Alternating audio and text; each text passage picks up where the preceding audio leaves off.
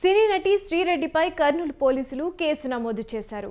CM Chandrababu, deputy CM Pawan Kalyan, home minister అనితలపై గతంలో social మీడియాలో శ్రీరెడ్డి అనుచిత వ్యాఖ్యలు చేసింది.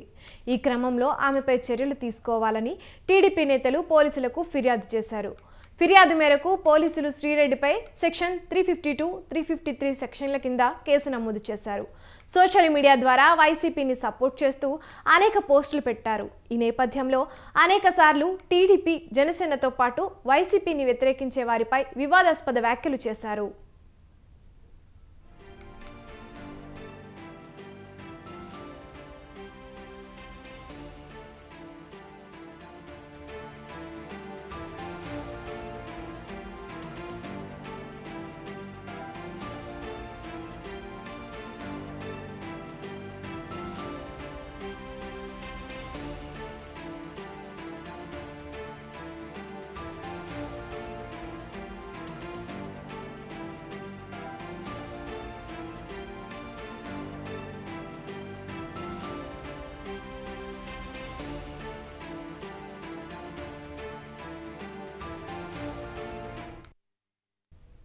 సినీ నటి శ్రీరెడ్డిపై కర్నూలు పోలీసులు కేసు నమోదు చేశారు.